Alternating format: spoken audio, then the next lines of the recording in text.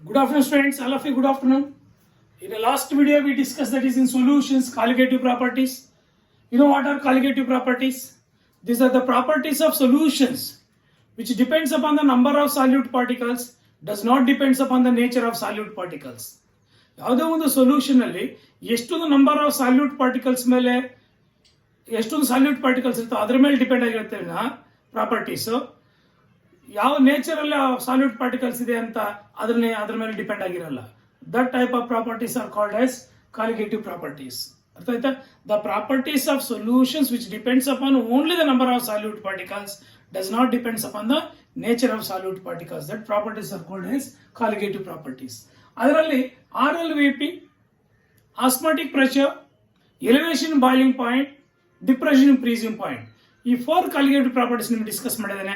ಅದರಲ್ಲಿ RLVP that is relative lowering of vapour pressure ಅಂತ. Relative lowering of vapour pressure, RLVP, relative lowering of vapour pressure of the solvent. ಏನ್ sir relative lowering of vapour pressure ಅಂದ್ರೆ? Very simple. Let P0 be the let P0 be the vapor pressure of pure solvent.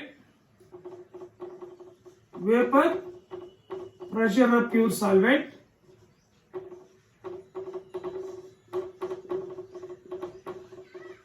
Pure solvent. अर्थ आयता? Let P0 be the vapor pressure of pure solvent. P be the vapor pressure of solution. Let P be the total vapor pressure of the solution. अर्थ आयता? ಬೇಕಾದ್ರೆ P be the total vapor pressure. ಏನು ಹೇಳಿ? Total vapor pressure of the solution. Let P be the total vapor pressure of the solution. And X1 ಅಂತ ಹೇಳೋಣ. That is Xi1 ಅಂತ.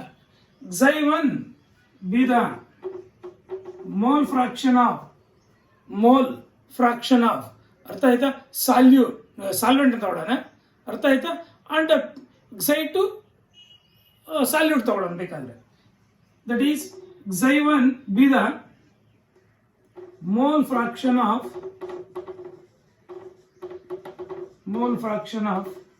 solvent.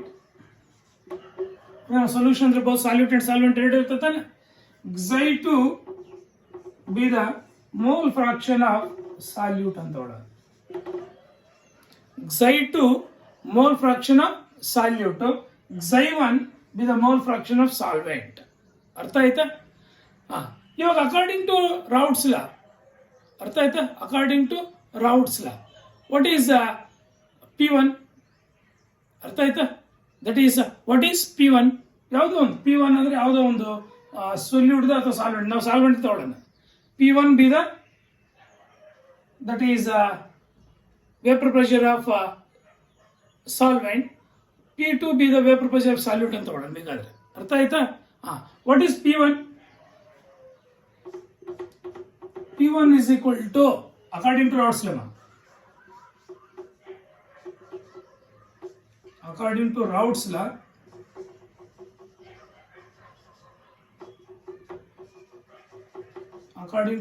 law, ಅರ್ಥ ಆಯ್ತಾ?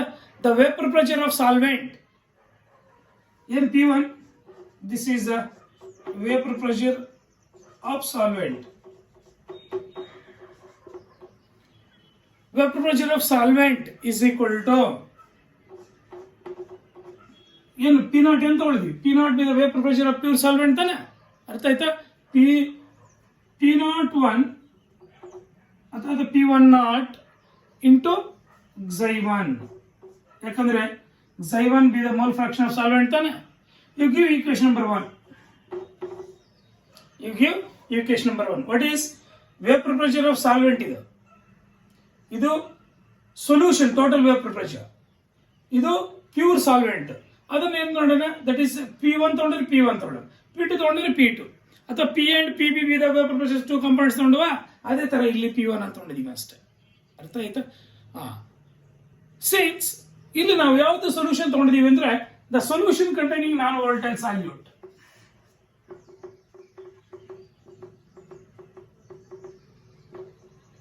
ಇದರಲ್ಲಿ ಏನು ಮಾಡಿದೀವಿ, non volatile salute.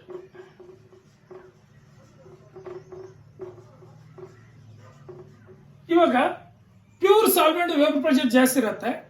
Non volatile solute ಇದರಲ್ಲಿ ಡಿಸಾಲ್ವ್ ಮಾಡಿದ್ರೆ what is the vapour pressure decreases. The vapour pressure is going to be decrease. Since ಯಾಕಪ್ಪ ಡಿಕ್ರೀಸ್ ಆಗುತ್ತೆ ಅಂದ್ರೆ the non volatile solute will not contribute to the vapour pressure. ನೋಡಿ, vapour pressure of the solution ಮೇಲೆ vapour pressure of the ಸೊಲ್ಯೂಷನ್ಗೆ ಈ non volatile solute ಏನು contribute ಇರಲ್ಲ. ಯಾವಾಗ ಕಾಂಟ್ರಿಬ್ಯೂಟ್ ಇರಲ್ವೋ the total pressure of the solution, the total vapour pressure of the solution is equal to the vapour pressure of the solvent. ಅರ್ಥ ಆಯ್ತಾ? Vapour pressure of the solvent. That is very simple. ಯಾವಾಗ ಇದು contribute ಮಾಡಲ್ಲ vapour ಪ್ರೆಷರ್ಗೆ, actually ಆ solution ಕಡಿಮೆ ಆಗ್ಬಿಡುತ್ತೆ vapour pressure. Pure solvent ಏನಿರುತ್ತೆ ಅದು ಮಾತ್ರ. ಅವಾಗ ಏನಾಗ್ತೀವಿ ನೋಡಿ, ಇಲ್ಲಿ from the equation number 1, that is since solute is non volatile ಆಗಿರ್ತಕ್ಕಂಥ reason, solute is non volatile, there will not contribute, there will be no contribution ಯಾವುದು, that is solute, non volatile solute to the vapour pressure. ಅರ್ಥ ಆಯ್ತಾ? Vapour pressure of the ಸೊಲ್ಯೂಷನ್ಗೆ ಈ non volatile solute ಏನು contribution ಇರಲ್ಲ. ಆದ್ರಿಂದ total vapour pressure of the solution is equal to the vapour pressure of the solvent. ಅರ್ಥ ಆಯ್ತಾ? That is P1 is equal to P, P1 is equal to P. ಯಾವಾಗ P1 is equal to P ಆಗತ್ತೋ, ಅರ್ಥ ಆಯ್ತಾ? ನೀವಿಲ್ಲಿ the equation number 1 becomes, ಅವಾಗ the equation number 1 becomes P1 is equal to P. ಯಾಕೆ P1 is equal to P? The total vapor pressure solution is equal to the solvent vapor pressure. P is equal to P1 naught into Xi1, P1 naught into Xi1. ಅರ್ಥ ಆಯ್ತಾ? ಇವಾಗ P is equal to P1 naught, ಅರ್ಥ ಆಯ್ತು ಹೇಳಿ, P1 naught ಅದು P naught ಅಂತ ತಗೊಳ್ಳಿ, no problem. ಅರ್ಥ ಆಯ್ತಾ? P naught minus P naught into 1 minus Xi B ಅಂತ ಬರ್ಕೊಳ್ಳೋದು, Xi2 ಅಥವಾ 1 minus Xi2, where Xi2 is the mole fraction of solute, mole fraction of solute. ಅರ್ಥ ಆಯ್ತಾ? ಯಾಕೆ ಹಿಂಗೆ ಬರ್ಕೊಂಡ್ವಿ ಅಂದ್ರೆ, because Xi1 plus Xi2 is equal to 1. Therefore Xi1 is equal to, ಅಥವಾ Xi1 is equal to 1 minus Xi2.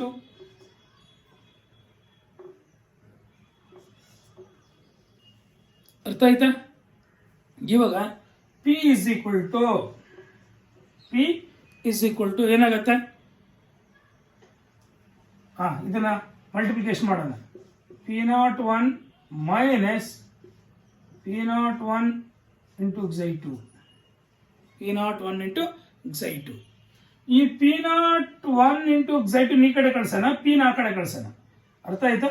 That is ಇದು minus ಇರ್ತಕ್ಕಂಥ plus ಆಗುತ್ತೆ. P01 into Xi2 is equal to, that is P01 minus P ಅಥವಾ P0 minus P. ಅರ್ಥ ಆಯ್ತಾ? ಅರ್ಥ ಆಗಿದೆಯಾ?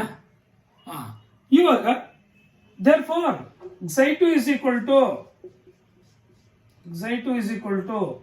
P01 minus P by P01, or Xi2 is equal to P0 minus P by P0.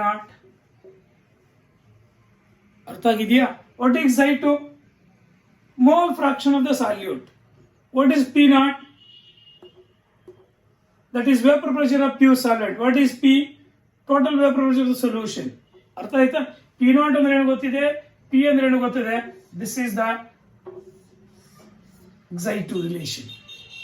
Mole fraction of solute is equal to P0 minus P by P0. ಅರ್ಥ ಆಗಿದೆಯಾ? What is P0 minus P?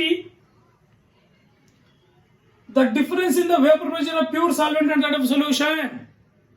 P0 minus P ಅಂದ್ರೆ ಏನು? The difference in the, actually the vapor pressure of pure solvent is always greater than that of solution ತಾನೆ. that difference gives the P naught minus P, that is the lowering of vapor pressure. ಕಡಿಮೆ ಆಗಿರ್ತಕ್ಕಂಥದ್ದು. That is the lowering of vapor pressure. The difference between the vapor pressure of pure solvent and the solution is called as lowering of vapor pressure, that is P naught minus P. P naught minus P that is lowering of vapor pressure. ಎಷ್ಟು ಕಡಿಮೆ ಇರುತ್ತೆ ಅಂತ. Solution compare ಮಾಡಿದ್ರೆ solvent ಅಲ್ಲಿ vapour pressure ಜಾಸ್ತಿ ಇರುತ್ತೆ. ಅರ್ಥ ಆಯ್ತಾ? ಈ where P naught is the vapor pressure of pure solvent, where P is the vapor pressure of solution, the difference gives the lowering of vapor pressure. ಅರ್ಥ ಆಗಿದೆಯಾ? What is relative lowering of vapor pressure? The ratio of lowering of vapor pressure to the vapor pressure of pure solvent gives the relative lowering vapor pressure. ಇವಾಗ ಗೊತ್ತಿದೆ RLVP ಅಂದ್ರೆ ಏನು? RLVP ಅಂದ್ರೆ ಏನು? That is RLVP P naught minus P by P naught. The ratio of lowering of vapor pressure to the vapor pressure of pure solvent gives the relative lowering of vapor pressure. ಅರ್ಥ ಆಯ್ತಾ? This relative lowering of vapor pressure is equal to Xi2. ಅರ್ಥ ಆಯ್ತಾ? Relative lowering of vapor pressure is equal to Xi2. ಯಾಕಂದ್ರೆ the relative lowering of vapor pressure of a solution is equal to the mole fraction. Is equal to, what is this? The relative lowering of vapor pressure is equal to the mole fraction of solute. ಅರ್ಥ ಆಯ್ತಾ? ಯಾವಾಗ ಸಾಲ್ಯೂಟ್ಗೆ ಆ solution ಇರ್ತಕ್ಕಂಥ ಒಂದು ಸಾಲ್ಯೂಟ್ಗೆ equal ಆಗಿರುತ್ತೋ, ಅರ್ಥ ಆಗಿದೆಯಾ? That indicates that ಇವಾಗ that is this the relative lowering of vapor pressure. This relative lowering of vapor pressure is equal to the mole fraction of solute. That is P naught minus P by P naught is equal to mole fraction of solute. What is mole fraction of solute? That is N1 is the number of moles of solvent adre, N2 is the number of moles of solute adre.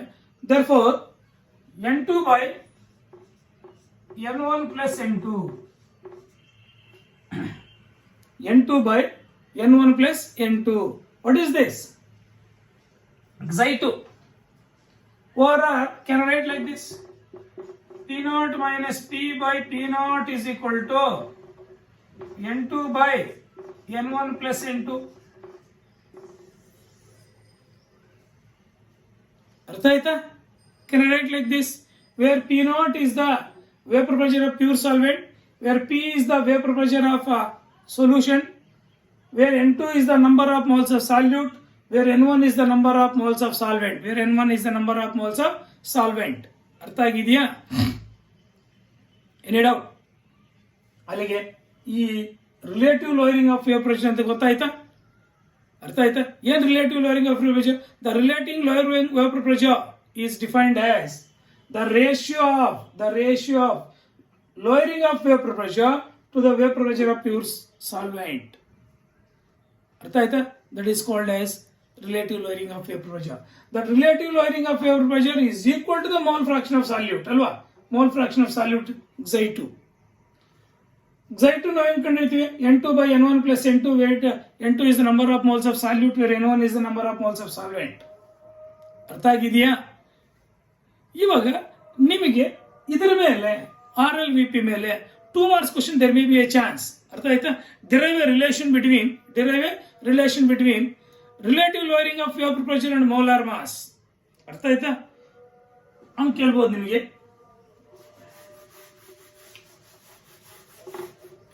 derive the relation between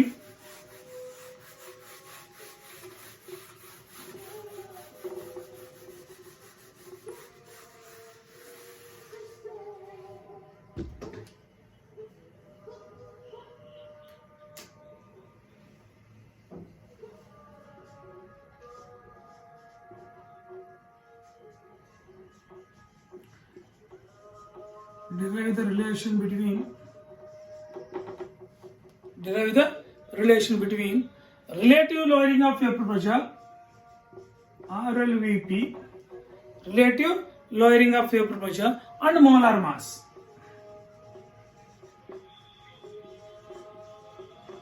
ಅಥವಾ molecular mass of salute.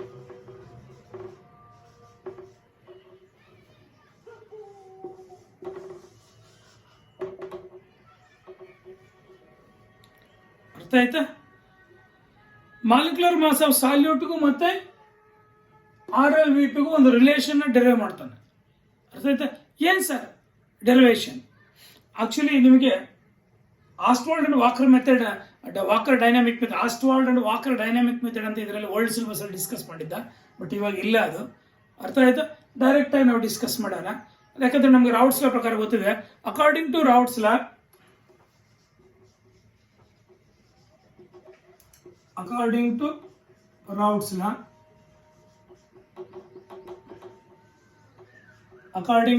Raoult's law, we know that P0 minus P, relative lowering of vapor pressure, is equal to N2 by N1 plus N2. N1 plus N2. ಅರ್ಥ ಆಯ್ತಾ? N2 by N1 plus N2. For very dilute solution, ಅರ್ಥ ಆಯ್ತಾ, N2 is very much less than that of N1. ಅರ್ಥ ಆಯ್ತಾ? ಅರ್ಥ ಆಗಿದೆಯಾ? ಅರ್ಥ ಆಗಲಿಲ್ಲ.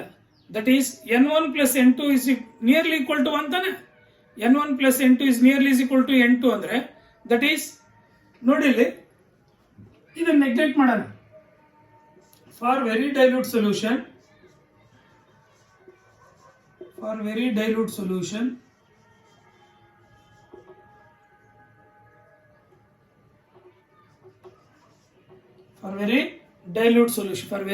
dilute solution, N2 is very much less than that of concentration of N1.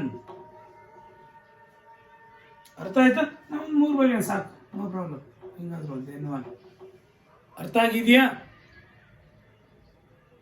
ಅವಾಗ ಏನ್ ಬರ್ಕೊಳ್ತೀವಿ? P0 minus P by P0 is equal to N2 by N1. ಅರ್ಥ ಆಯ್ತಾ? N2 by N1. What is N2? N1 is equal to number of moles of N1 ಅಂತ ಬರೆಯಿರಿ. N1 is equal to number of moles of, ಅರ್ಥ ಆಯ್ತಾ? Where N1 is the number of moles of solvent, where N2 is the number of moles of solute. N1 ಅಂದ್ರೆ ಏನಪ್ಪ? Mass by molar mass. ಏನ್ ಹೇಳಿ? Mass by molar mass. ಅರ್ಥ ಆಯ್ತಾ? ನಾವು mass ನಾವೇನ್ ತೊಗೊಳ್ಳೋಣ? W ಅಂತ ತೊಗೊಳ್ಳೋಣ. ಅರ್ಥ ಆಯ್ತಾ? ನಾವು ಮಾಸ್ ಅಂತ ತೊಗೊಳ್ಳೋಣ, W ಅಂತ ತೊಗೊಳ್ಳೋಣ. ಯಾವ್ದ್ರದ್ದು? N1 is the number of moles of solvent, that is W1 by M1, W1 by M1, where M is the molar mass of solvent. N2 is equal to mass of solute, ಯಾಕಂದ್ರೆ N2 is the number of moles of solute ತಾನೆ. ಇದು number of moles of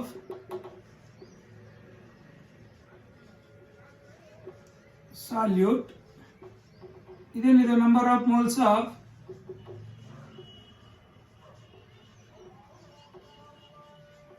solvent. W2 by M2, where W2 is the mass of solute, where M2 is the molar mass of solute. ಏನದು? molar mass of solute. Now Raoult's law ಪ್ರಕಾರ ಇದನ್ನು ಬರ್ಕೊಂಡ್ವಿ. For very dilute solution, N1 plus N2 is nearly equal to N1 because N2 is neglected for very dilute solution. ಅರ್ಥ ಆಯ್ತಾ? ಅಲ್ಲಿಗೆ N1 ಅಂದ್ರೆ ಏನು, N2 ಅಂದ್ರೆ ಏನು?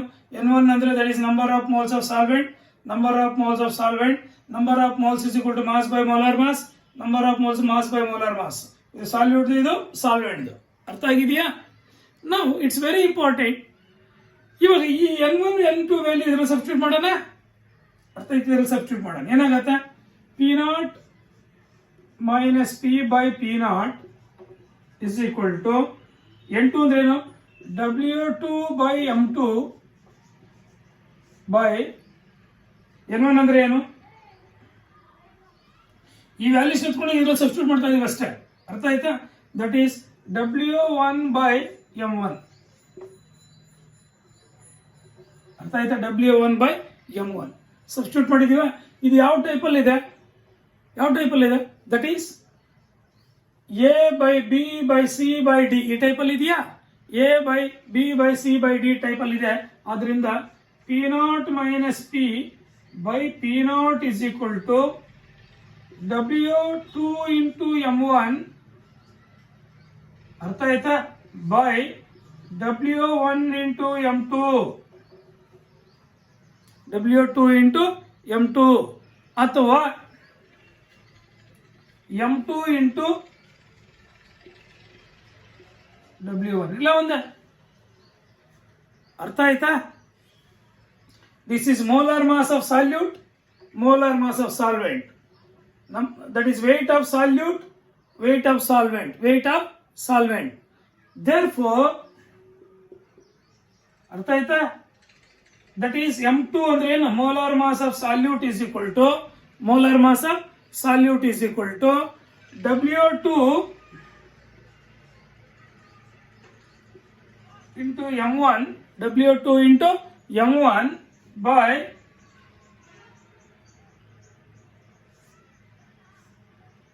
ಏನಿದು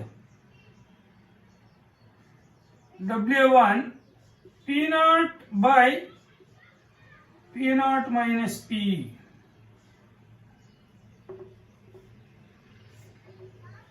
ಅರ್ಥ ಆಗಿದೆಯಾ? Any doubt? This is the final relation we are going to using to calculate the molar mass of a solute. ಅರ್ಥ ಆಯ್ತಾ? This is the relation between the RLVP and the molar mass of a solute. ಅರ್ಥ ಆಯ್ತಾ? RLVP and molar mass of a solute. ಇವಾಗ where M2 is the molar mass of solute, where W2 is the weight of solute, where M1 is the molar mass of solvent, where W1 is the weight of the mass of solvent, where P0 is vapor pressure of pure solvent, where P is vapor pressure of solution. ಅಲ್ಲಿಗೆ W1 and W2 are the molar mass of solvent and solute respectively. ಇದು solvent ಇದು solute. Solvent weight, solute weight, solvent molar mass, solute molar mass, vapor pressure of the pure solvent, vapor pressure of the solution. P is the vapor pressure of solution. ಅರ್ಥ ಆಗಿದೆಯಾ? By knowing the values of P0 and M1 we can easily calculate M2.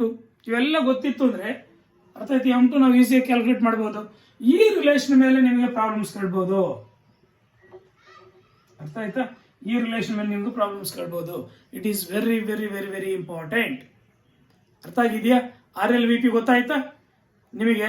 RLVP ಮೇಲೆ ಕೇಳಿದ್ರೆ ಈ relation derive the relation between RLVP and molar mass ಅಂತ ಕೇಳ್ಬೋದು. ಅಥವಾ that is relative lowering of vapour pressure define ಮಾಡಿ ಅಂತ ಕೇಳ್ಬೋದು. Define relative lowering of vapour pressure. ಏನು define relative lowering of vapour pressure? Very simple. The ratio of ಏನು? The ratio of ಏನಿದೆ? Lowering of vapour pressure. Lowering of vapour pressure ಅಂದ್ರೆ the difference between the vapor pressure of pure solvent and the solution. That is the lowering of vapor pressure. The ratio of lowering of vapor pressure to the vapor pressure of pure solvent. Vapor pressure of pure solvent is called as relative lowering of vapor pressure.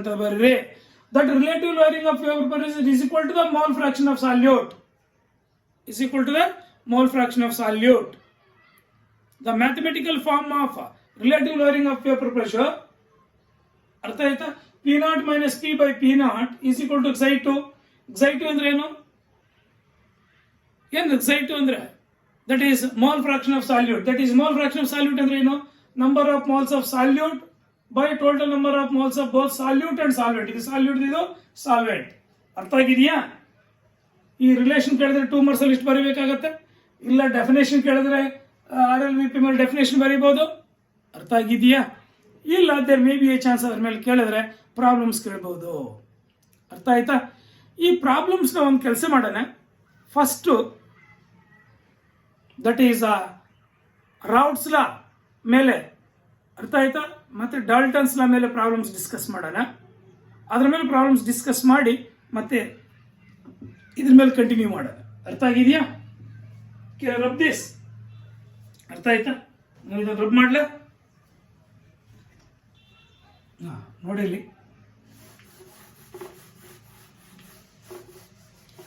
ಈ problems ಮಾಡ್ತಕ್ಕಂಥ ಸ್ವಲ್ಪ time ತಗೊಳುತ್ತೆ ಬರೀತಕ್ಕಂಥದ್ದು, but problems ತುಂಬಾ easy ಇರುತ್ತೆ.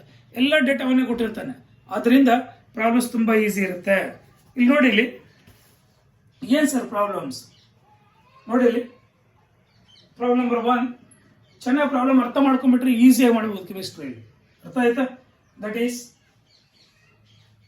Heptane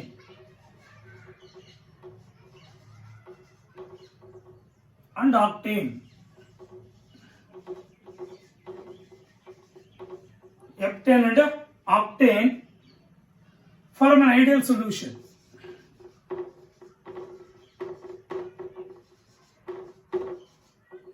Form an ideal solution. Form an ideal solution at 373 Kelvin. At 373 Kelvin, at 373 Kelvin, comma, the vapor pressure of the two liquid components. The vapor pressure, VP ಅಂತ ಬರೀಲ್ಲ, the vapor pressure, ಅರ್ಥ ಆಯ್ತಾ, of the two liquid components, the two liquid components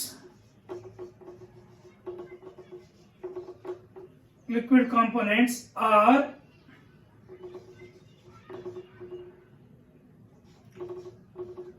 105.2 kPa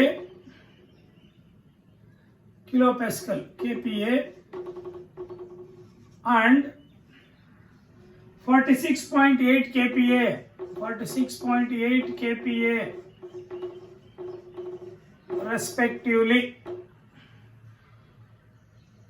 What will be the vapor pressure of a mixture?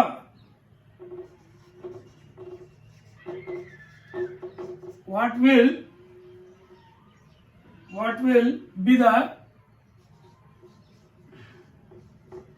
vapor pressure of mixture of 26 grams of heptane and 35 grams of octane.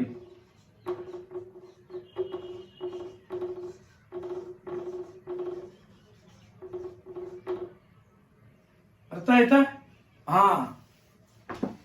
ಏನ್ sir heptane formula ಏನು, octane formula ಏನು ಅಂತ ಗೊತ್ತಿರಬೇಕು. ಅರ್ಥ ಆಯ್ತಾ? Heptane formula ಏನು, octane formula ಏನು ಅಂತ ಗೊತ್ತಿರಬೇಕು.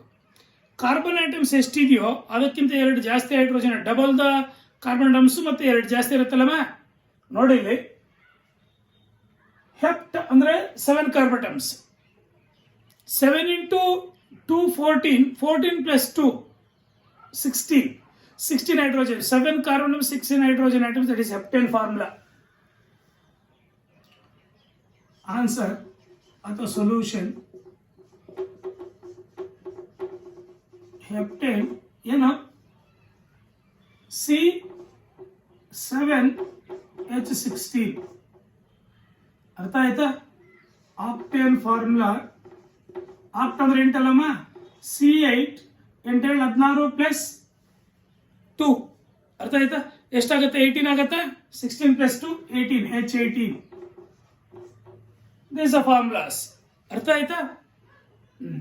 ಇವಾಗ ಆಕ್ಟೇನ್, ಹೆಪ್ಟೇನ್ ಅಂಡ್ ಆಕ್ಟೇನ್, ಈ ಹೆಪ್ಟೇನ್ ಆಕ್ಟೇನ್ ಈ 2 mixture ideal solution. Give an example for ideal solution ಅಂದ್ರೆ a mixture of heptane and octane ಕೊಡಬಹುದಾ?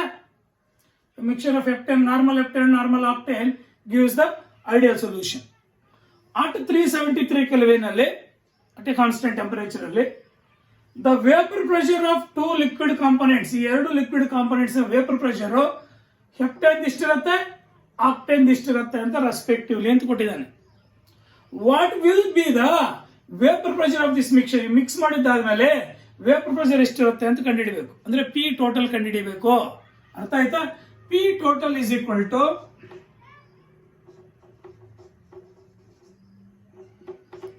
P PA plus PB.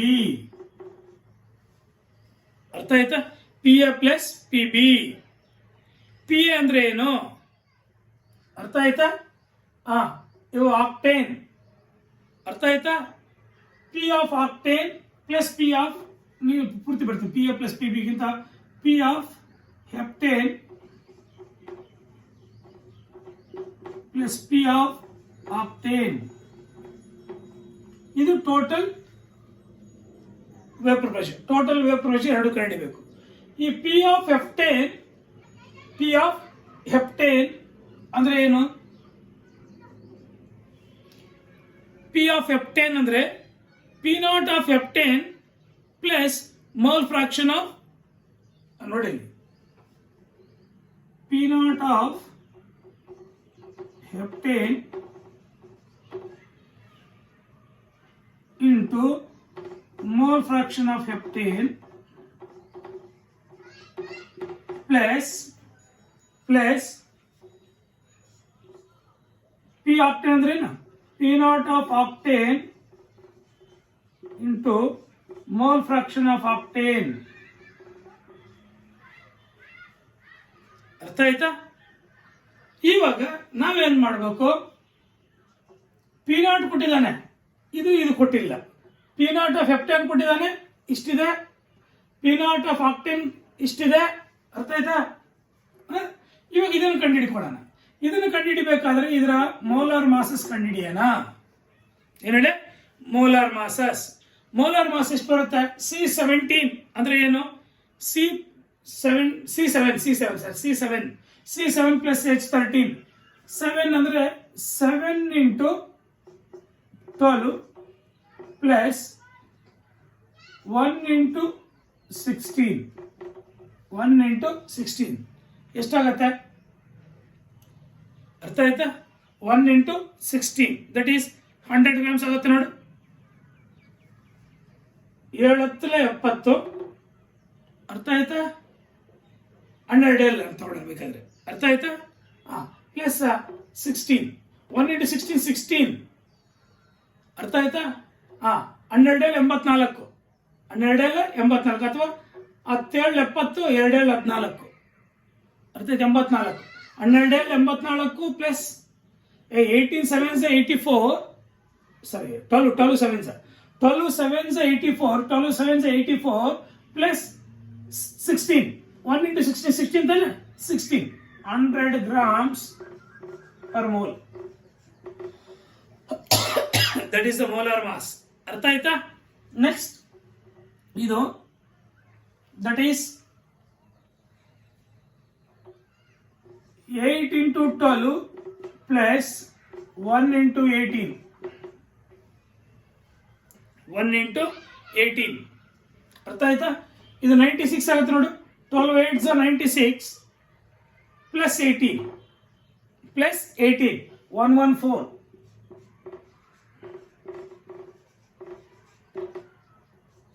ಅದು ಮೋಲಾರ್ ಮಾಸ್ ಗೊತ್ತಾಯ್ತು. ಅರ್ಥ ಆಯ್ತಾ? How do you determine the number of moles? Mass by molar mass. ಅರ್ಥ ಆಯ್ತಾ? ಇವಾಗ that is number of moles N2 ಅಥವಾ N of heptane is equal to mass of heptane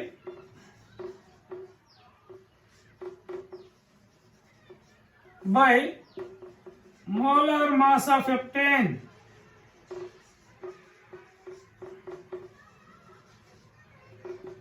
Mass of heptane ಎಷ್ಟು ಕೊಟ್ಟಿದ್ದಾನೆ? That is 26 grams. 26 by 100. ಅರ್ಥ ಆಯ್ತಾ? 26 by 100 ಎಷ್ಟು?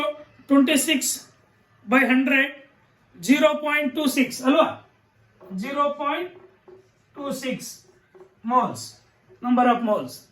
ಅಲ್ಲಿಗೆ number of moles of heptane ಗೊತ್ತಾಯ್ತು. Next number of moles of octane is equal to same mass of octane by molar mass of octane.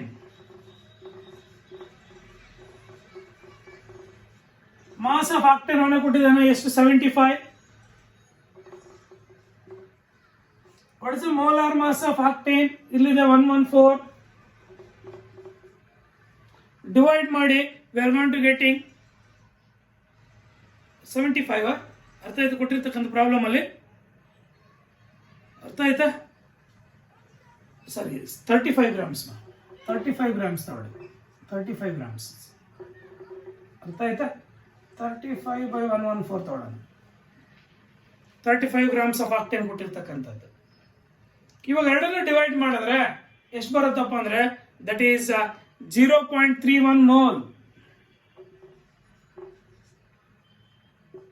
0.31 mole. ಇವಾಗ number of mole ಸಿಕ್ತು. V can easily calculate. ಅರ್ಥ ಆಯ್ತಾ? xi of heptane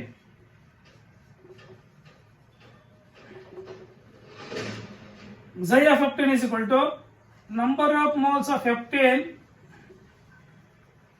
by number of moles of heptane plus number of moles of octane, that is equal to 0.26 by 0.26 plus 0.31. 0.31 ಎಷ್ಟು ಬರುತ್ತೆ ನೋಡಿ? ಅರ್ಥ ಆಯ್ತಾ? That is 0.31 number of moles.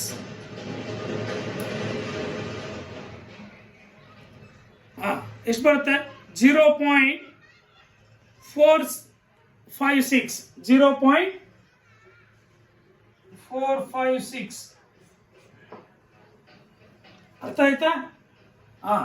ಇವಾಗ xi of heptane ಸಿಕ್ತು. Next ಅದೇ ತರ xi of octane is equal to 1 minus xi of heptane, that is 1 minus 0.456, that is equal to 0.456, that is equal to ಎಷ್ಟು ಬರುತ್ತೆ ನೋಡಿ? 0.544. 0.544 ಬಂತ? ಅಲ್ಲಿಗೆ xi of octane ಗೊತ್ತಾಯ್ತು, xi of heptane ಗೊತ್ತಾಯ್ತು. ಅಂದ್ರೆ mole fraction of octane, mole fraction heptane ಗೊತ್ತಾಯ್ತು. Mole fraction heptane, mole fraction ಇವೆರಡು ಕೊಟ್ಟಿದ್ದಾನೆ ಅವನು. ಸಬ್ಸ್ಟಿಟ್ಯೂಟ್ ಮಾಡೋಣ. ಅರ್ಥ ಆಯ್ತಾ? ಇವಾಗ ಸಬ್ಸ್ಟಿಟ್ಯೂಟ್ ಮಾಡಿ. ಪಿ ನಾಟ್ ಆಫ್ ಹೆಪ್ಟೇನ್ ಎಷ್ಟು ಕೊಟ್ಟಿದ್ದಾನೆ ಅವನು? That is 105.2 kPa. ಅರ್ಥ ಆಯ್ತಾ? ದಟ್ ಮಚ್ ಆಫ್ kPa ಕೊಟ್ಟಿದ್ದಾನೆ. ಇಂಟು ಅರ್ಥ ಆಯ್ತಾ? ಇದನ್ನ ಎಷ್ಟು ಕೊಟ್ಟಿದ್ದಾನೆ? That is 0. ಹೆಪ್ಟೇನ್ ಎಷ್ಟು ಬಂತು? 0.456 ಪ್ಲಸ್ ಅರ್ಥ ಆಯ್ತಾ? ಇದೆಷ್ಟು ಕೊಟ್ಟಿದ್ದಾನೆ? 46.8 P not of octane into ಅರ್ಥ ಆಯ್ತಾ? ಇದೆಷ್ಟು ಬಂತು? 0.544.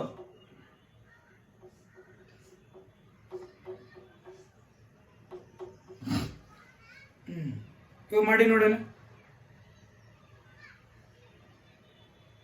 ಅರ್ಥ ಆಯ್ತಾ? ಇದೆಷ್ಟು ಬರುತ್ತೆ ನೋಡಿ? ಹೆಪ್ಟೇನ್ ಬಂದು 47.97 kPa. ಅರ್ಥ ಆಯ್ತಾ? 47.97 kPa ಪ್ಲಸ್ ಅರ್ಥ ಆಯ್ತಾ? ಪ್ಲಸ್ ಅದೆಷ್ಟು ಬರುತ್ತಪ್ಪ ಅಂದ್ರೆ that is 25.46 kPa.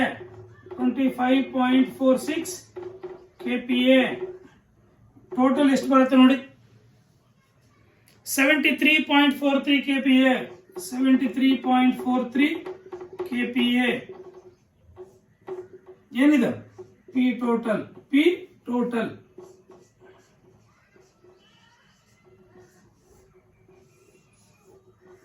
ಬಂತ ನೋಡಿ, ಹೆಪ್ಟೇನ್ ಆಕ್ಟೇನ್ ಎರಡು ಐಡಿಯಲ್ ಸೊಲ್ಯೂಷನ್, ಅದು ಐಡಿಯಲ್ ಮಿಕ್ಸರ್. ಅದು at 373 Kelvin the vapor pressure of two liquid components. ಅರ್ಥ ಆಯ್ತಾ? ಅಂದ್ರೆ ಪ್ಯೂರ್ ಸ್ಟೇಟ್ ಅಲ್ಲಿ ಇದ್ದಾಗ ಅದು ಕೊಟ್ಟಿದ್ದಾನೆ ವೇಪರ್ ಪ್ರೆಷರ್.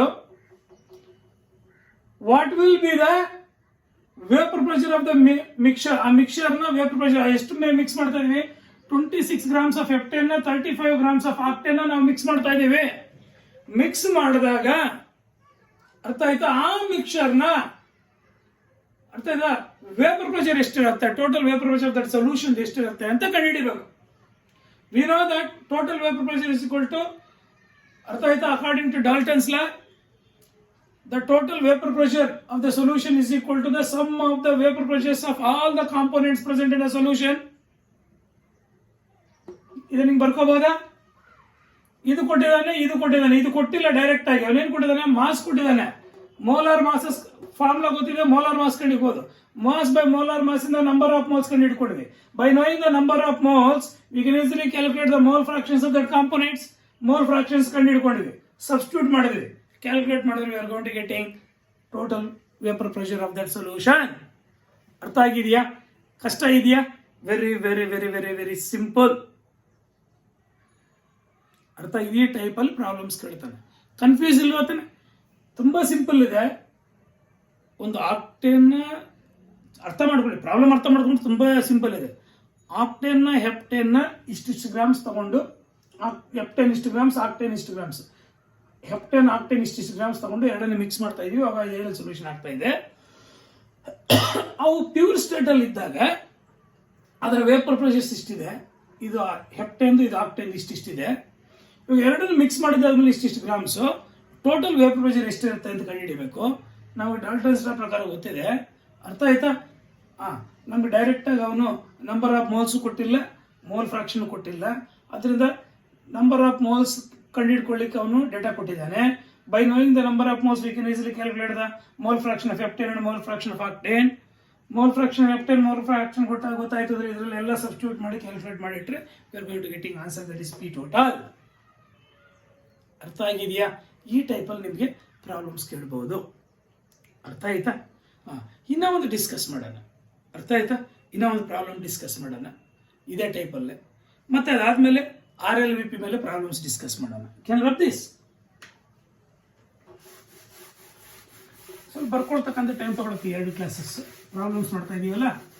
ಅರ್ಥ ಆಯ್ತಾ? ಏನು ಮಾಡೋಕ್ಕಾಗಲ್ಲ.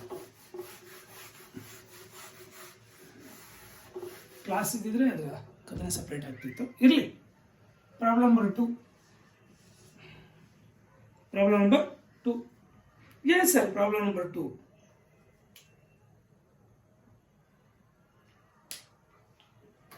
Very simple.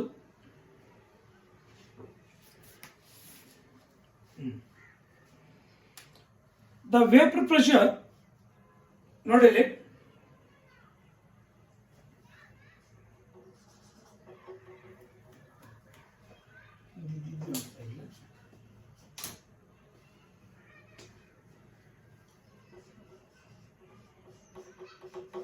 the vapor pressure of pure liquids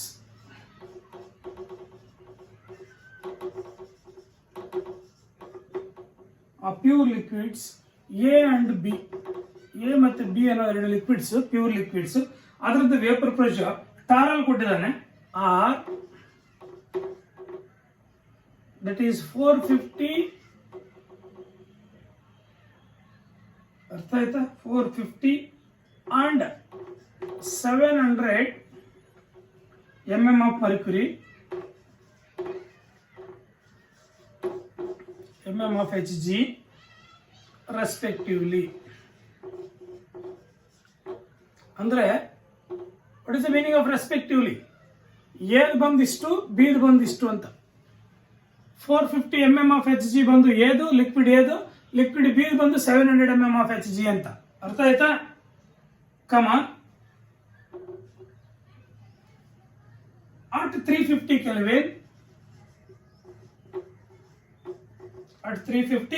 Kelvin ಅರ್ಥ ಆಯ್ತಾ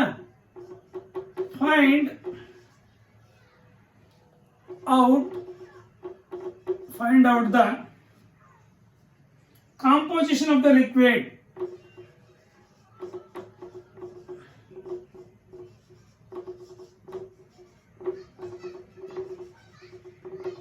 Find out the composition of the liquid mixture. Liquid mixture na composition ಕಂಡುಹಿಡಿಯಬೇಕು ಅರ್ಥ ಆಯ್ತಾ if total vapor pressure is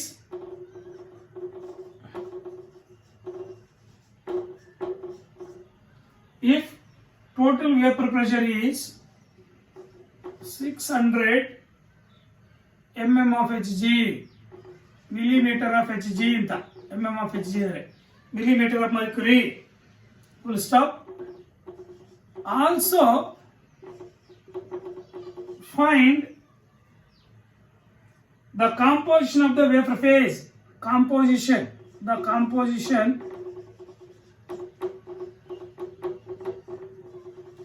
of vapor phase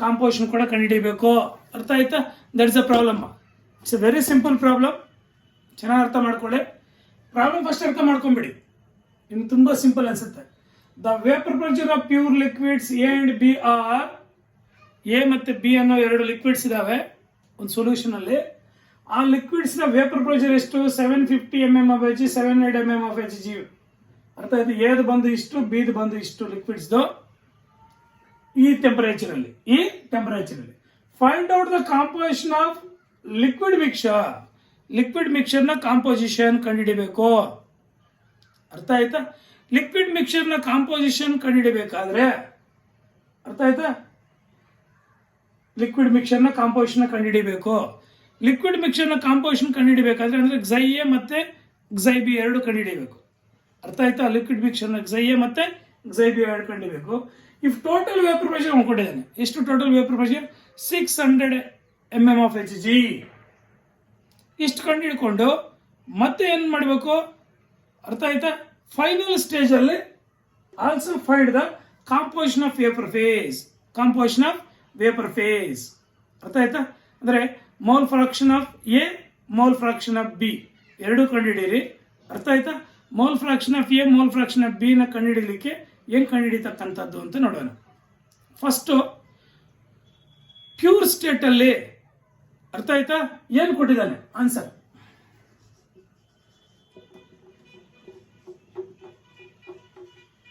given ಅರ್ಥ ಆಯ್ತಾ ಏನೇನು ಕೊಟ್ಟಿದ್ದಾನೆ ಕಾಂಪೋನೆಂಟ್ ಎದು ಪಿ ನಾಟ್ ಕೊಟ್ಟಿದ್ದಾರೆ P not A is equal to 450 mm of Hg ಕೊಟ್ಟಿದ್ದಾನೆ ನೆಕ್ಸ್ಟ್ ಪಿ ನಾಟ್ ಬಿ ನು ಕೊಟ್ಟಿದ್ದಾನೆ 700 mm of Hg mercury millimeter of mercury ಅರ್ಥ ಆಯ್ತಾ ಅದ್ರ ಜೊತೆಗೆ ಪಿ ಟೋಟಲ್ ಕೊಟ್ಟಿದ್ದಾನೆ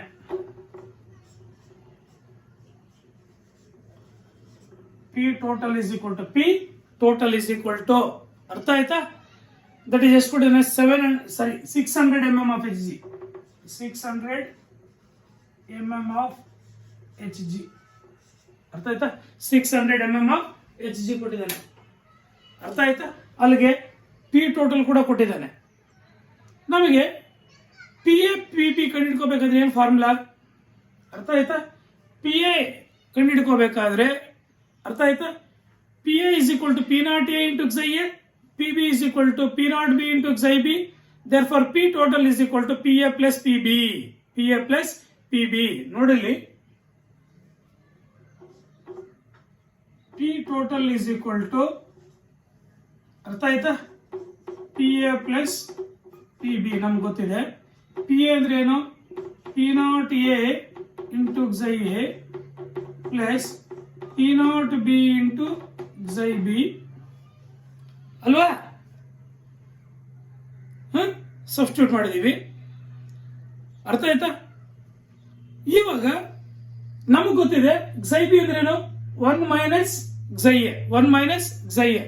ಇವಾಗ P not A into xi A plus P not B into 1 minus xi A, 1 minus xi A. ಅರ್ಥ ಆಗ್ತಿದೆಯಾ? ಇವಾಗ P total is equal to ಇದನ್ನ ಹೆಂಗ್ ಬರ್ಕೊಳ್ತೀವಿ? P not A into xi A plus P not B ಏನ್ ಹೇಳಿ? P not B minus ಒಂದು multiplication ಮಾಡ್ತೇವೆ, minus P not B into xi A. ಅರ್ಥ ಆಯ್ತಾ? P not B into xi A. ಅರ್ಥ ಆಯ್ತಾ? ಇವಾಗ ಇದನ್ನೇನು ತಗೊಳ್ಳೋಣ?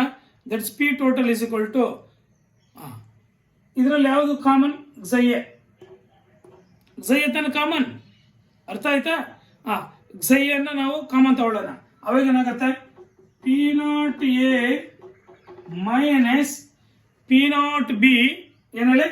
P not B into xi A is common ತಾನೆ, plus P not B plus P not B. ಇವಾಗ ಏನೇನು ಗೊತ್ತಿದೆಯಲ್ಲ ಸಬ್ಸ್ಟಿಟ್ಯೂಟ್ ಮಾಡೋಣ. ಅವಾಗ xi ಎ ಸಿಗತ್ತಾ? xi ಬಿ ಅರ್ಥ ಆಯ್ತಾ? xi ಎ ಕಂಡು ಹಿಡ್ಕೊಂಡ್ರೆ xi ಬಿ ಕೂಡ ನಾವು ಕಂಡು ಹಿಡಿಬೋದಾ? ಫಸ್ಟ್ xi ಎ ನಾವು ಕಂಡು ಹಿಡ್ಕೋಬಹುದು. ಇದರಿಂದ ಹೆಂಗಂತ ಬಿಟ್ಟು ನೋಡಿ. ಪಿ ನಾಟ್ ಎ ಬಂದು ಎಷ್ಟು? P not A 450. ಅರ್ಥ ಆಯ್ತಾ? P total is equal to ಎಷ್ಟು? 600 mm of Hg. 450 ಮೈನಸ್ 700 ಅರ್ಥ ಆಯ್ತಾ? Into xi A plus P not B ಅಂದ್ರೆ ಎಷ್ಟು? 700. ಸಬ್ಸ್ಟಿಟ್ಯೂಟ್ ಮಾಡ್ಬಿಟ್ಟಿದೀವ. ಇವಾಗ ನಮಗೆ xi ಎ ಸಿಗುತ್ತೆ ನೋಡಿ.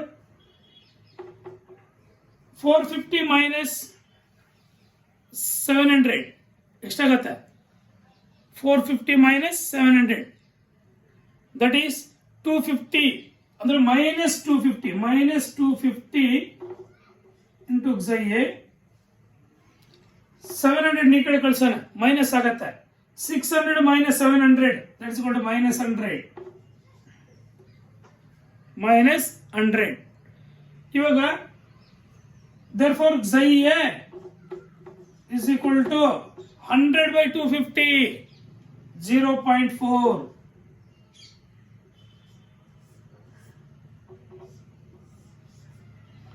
xi ಎ ಸಿಗ್ತಾ? therefore xi b is equal to 1 minus xi a 1 minus 0.4 that is equal to ಎಷ್ಟು ಬರುತ್ತೆ? 0.6 ಅಲ್ವಾ? 0.6. ಅಲ್ಲಿಗೆ xi a ಬಂತು, xi b ಬಂತು. ಅರ್ಥ ಆಯ್ತಾ? ಇವಾಗ P I is equal to P A ಕಂಡುಹಿಡಿಯೋಣ. P not A into xi A, P B is equal to P not B into xi B. P not A ಎಷ್ಟು? 450 into xi A ಬಂದು 0.4. 700 into 0.6 ಎಷ್ಟು ಬರುತ್ತೆ ನೋಡಿ. ಅರ್ಥ ಆಯ್ತಾ? ಇದು P A ಬಂದು 180 mm of Hg ನೋಡ್ಕೊಳ್ಬೇಕಾದ್ರೆ. ಅರ್ಥ ಆಯ್ತಾ? ಇದು 720 mm of Hg 242. ಅರ್ಥ ಆಯ್ತಾ? that is 420 then 700 into 0.6 420 mm of Hg.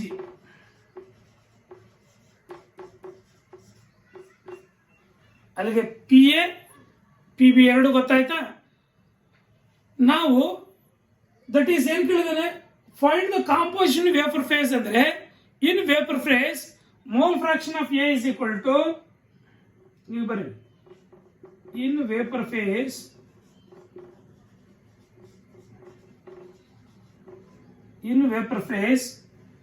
mole fraction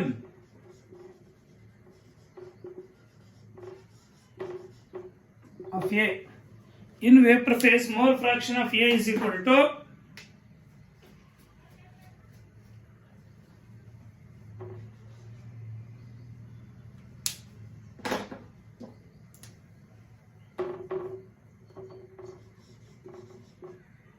in mole fraction of A. Vapor phase alle ಇದು ಇಂಪಾರ್ಟೆಂಟ್. Vapor phase ಅಲ್ಲಿ mole fraction of A is equal to, ಅರ್ಥ ಆಯ್ತಾ, PA by PA plus PB. ಅರ್ಥ ಆಯ್ತಾ, 180 by 180 plus 420 that is equal to ಎಷ್ಟು ಬರುತ್ತೆ 0.3. ಎಷ್ಟು ಬರುತ್ತೆ 0.3 ಬಂತ. Therefore mole fraction of B and also find the vapor phase then mole fraction, composition is mole fraction.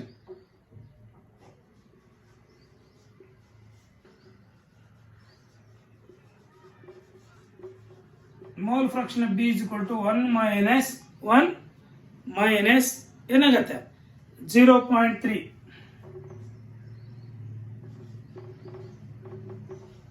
that is 0.7 ಬಂತ. Vapour face ಅಲ್ಲೂ ಬಂತ, ಅರ್ಥ ಆಯ್ತಾ. ಮಾಮೂಲಿ that is find out the composition of liquid mixture ಕೂಡ ಬಂತು, ಅರ್ಥ ಆಯ್ತಾ. Total vapour pressure P A ಮತ್ತೆ ಪಿ ಬಿ ಕೂಡ ಬಂತು, ಬರ್ಲಿಲ್ವಾ? ಅರ್ಥ ಆಗಿದೆಯಾ? ಪ್ರಾಬ್ಲಮ್ ಅರ್ಥ ಆಗಿದೆಯಾ? ಈ ಪ್ರಾಬ್ಲಮ್ ನೀಟಾಗಿ ಅರ್ಥ ಮಾಡ್ಕೊಂಡ್ಬಿಟ್ರೆ ನೀವು ಈಸಿಯಾಗಿ ಕಂಡುಹಿಡಿಬಹುದು, ಅರ್ಥ ಆಯ್ತಾ.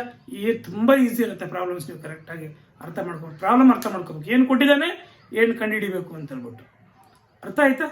ನಾವು ಇವಾಗ ಡೈರೆಕ್ಟ್ ಆಗಿ ಅರ್ಥ ಆಯ್ತಾ, ದಟ್ ಈಸ್ ಯಾವುದು ಆರ್ ಎಲ್ ವಿ ಪಿ ಮೇಲೆ ನಾವು ಈಸಿಯಾಗಿ ಪ್ರಾಬ್ಲಮ್ಸ್ ಮಾಡೋಣ, ಅರ್ಥ ಆಯ್ತಾ. Yes sir, R L V P ಮೇಲೆ ಪ್ರಾಬ್ಲಮ್ಸ್, ಅರ್ಥ ಆಯ್ತಾ. ಒಂದು ಸೆಕೆಂಡ್.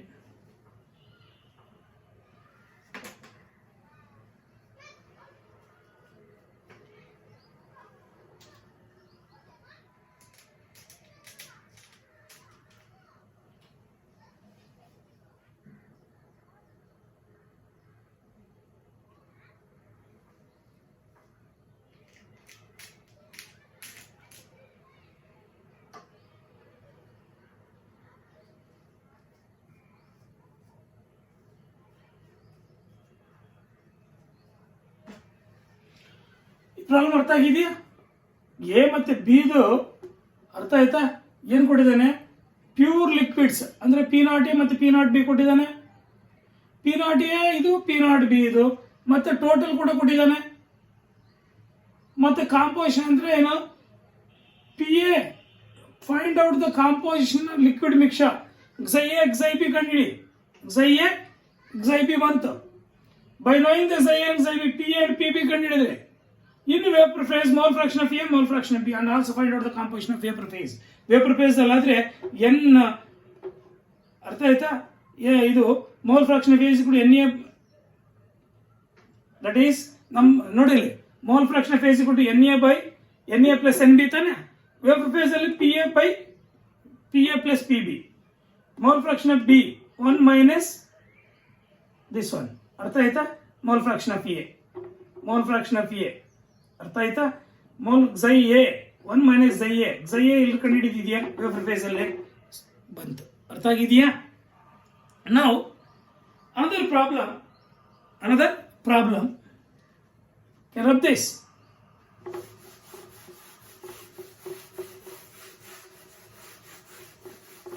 RLVP ಮೇಲೆ ಪ್ರಾಬ್ಲಮ್ಸ್ ಡಿಸ್ಕಸ್ ಮಾಡೋದು ಇವಾಗ. RLVP ಮೇಲೆ ಪ್ರಾಬ್ಲಮ್ಸ್ ಡಿಸ್ಕಸ್ ಮಾಡೋಣ. Very simple. That is the vapor pressure of pure benzene. Third one, pure benzene. Vapor pressure of pure benzene at certain temperature is at certain temperature is 200 mm of Hg, 200 mm of Hg. Full stop. At the same temperature,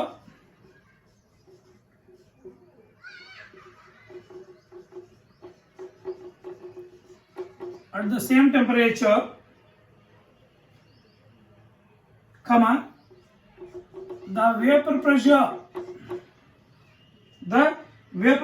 of solution, the vapor pressure of solution containing 2 grams of non-volatile solute, solution containing 2 grams of non-volatile solute, 2 grams of non-volatile solute, comma, non-electrolytic solute, ಅದು non-electrolytic solute in 78 grams of benzene. ಅದು benzene non-electrolytic solute ಆಯ್ತಾ is 195 mm of Hg, 195 millimeter of mercury ಆಯ್ತಾ. Calculate the molar mass of solute. Calculate the molar mass of solute. ಆಯ್ತಾ. ಇಲ್ಲಿ ನೋಡಿ, it is very important. Molar mass of solute ಕಂಡುಹಿಡಿಯಬೇಕು. ಏನು ಕೊಟ್ಟಿದ್ದು? Calculate the molar mass of solute. ಏನು ಕೊಟ್ಟಿದ್ರೆ molar mass of solute ಕಂಡುಹಿಡಲಿಕ್ಕೆ? ನಾವು ಮೋಲಾರ್ ಮಾಸ್ ಆಫ್ ಸಾಲ್ಯೂಟ್ ಕಂಡುಹಿಡಲಿಕ್ಕೆ ಫಾರ್ಮುಲಾ ಏನು? Molar mass of solute M2 is equal to W2 into M1. ಅರ್ಥ ಆಯ್ತಾ? W2 into M1 into ಮತ್ತೆ ನೋಡಿ ಬೇಕಾದ್ರೆ P0 by M2 ಆಯ್ತಾ? W1 ಅರ್ಥ ಆಯ್ತಾ? into P0 minus P ಅರ್ಥ ಆಯ್ತಾ? into P0 ಅರ್ಥ ಆಯ್ತಾ? ಇವಾಗ ನಾವು MB ಕಂಡುಹಿಡಿಯಬೇಕು. ಅರ್ಥ ಆಯ್ತಾ? ಏನು ಹೇಳಿ? ME W1 ಅರ್ಥ ಆಯ್ತಾ? W1 W2 M2 is mole of solute, weight of solute. Molar mass of solvent, weight of solvent. ಇಲ್ಲಿ solvent ಯಾವುದು? Benzene. The vapor pressure of pure benzene at some temperature is 200 mm of Hg. ಅರ್ಥ ಆಯ್ತಾ? Solution ಎಷ್ಟು? At the same temperature the vapour pressure of solution containing 2 grams of non-volatile solute. ಈ 2 grams ಅನ್ನೋದೇನು? non-volatile solute. That is W1. ಏನು ಹೇಳಿ? W1. ಅರ್ಥ ಆಗಿದೆಯಾ? W1 ಅದು W1, ಇದು W2 non-solute. That is non-electrolytic solute. ಅದು non-electrolytic solute in 78 grams of benzene. 78 grams of benzene. ಇವಾಗ ನೋಡಿ ಇಲ್ಲಿ ವೆರಿ ಸಿಂಪಲ್. ನೀನು ಡೈರೆಕ್ಟ್ ಫಾರ್ಮುಲಾ ಆದ್ರೂ ಬರೀ, ಇಲ್ಲ ಹಿಂಗಾದ್ರೂ ಸಬ್ಸ್ಟಿಟ್ಯೂಟ್ ಮಾಡಿ, ಎಲ್ಲ ಒಂದೇ. ಇದು ಹೆಂಗ್ ಬಂತು? ಡೈರೆಕ್ಟ್ ಫಾರ್ಮುಲಾದಲ್ಲಿ ಸಬ್ಸ್ಟಿಟ್ಯೂಟ್ ಮಾಡಿ, ಇಲ್ಲ ಡೈರೆಕ್ಟ್ ಆಗಿ ಹಿಂಗೆ ಮಾಡು. P0 minus P by P0 is equal to WB into M1 by WB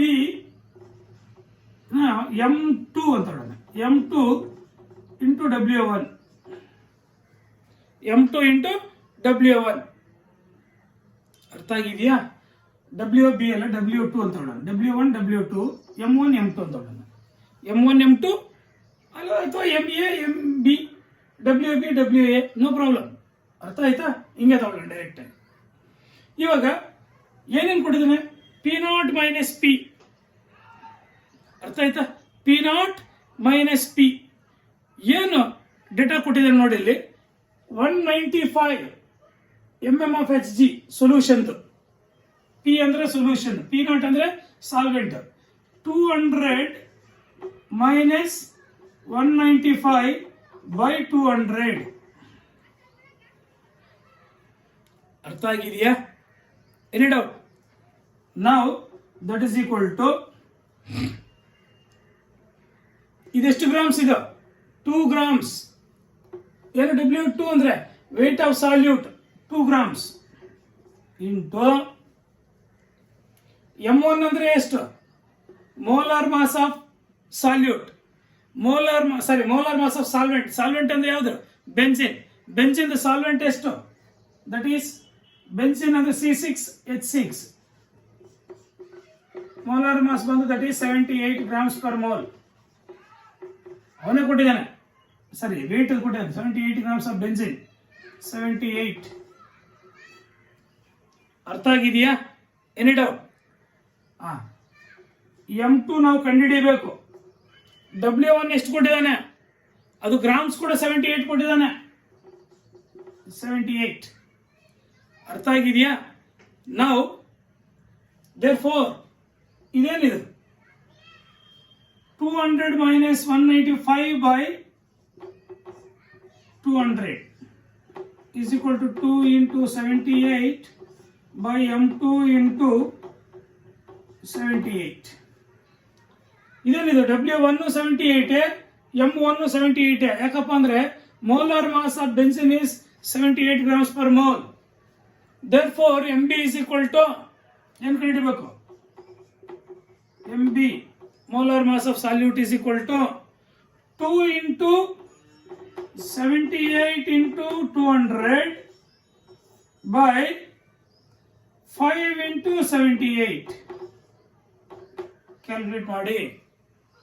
ಅರ್ಥ ಆಯ್ತಾ? ಕ್ಯಾಲ್ಕುಲೇಟ್ ಮಾಡಿ. MB is equal to 80 grams per mole ಬರುತ್ತೆ. ಏನು ಹೇಳಿ? molar mass is equal to 80 grams per mole. That molar mass of solute is equal to 80 grams per mole ಬರುತ್ತೆ. ಅರ್ಥ ಆಯ್ತಾ? ಈ ಟೈಪ್ ಅಲ್ಲಿ ಯಾವುದು ಮೋಲಾರ್ ಮಾಸ್ ಆಫ್ ಸಾಲ್ಯೂಟ್. ನಾವು relative lowering of vapour pressure ಮೇಲೆ ಇನ್ನೂ ಒಂದು 3-4 ಪ್ರಾಬ್ಲಮ್ಸ್ ಡಿಸ್ಕಸ್ ಮಾಡಿ. ಅರ್ಥ ಆಯ್ತಾ? ಇನ್ನೂ 3-4 ಪ್ರಾಬ್ಲಮ್ಸ್ ಡಿಸ್ಕಸ್ ಮಾಡಿ ನಾವು ಆಸ್ಮಾಟಿಕ್ ಪ್ರೆಷರ್ ಸ್ಟಾರ್ಟ್ ಮಾಡೋಣ. ಅರ್ಥ ಆಯ್ತಾ? ಈ ಕ್ಲಾಸಲ್ಲಿ ಈ 3 ಪ್ರಾಬ್ಲಮ್ಸ್ RLOP ರಿಲೇಷನ್ ಚೆನ್ನಾಗಿ ನೋಡ್ಕೊಳ್ಳಿ. Thank you.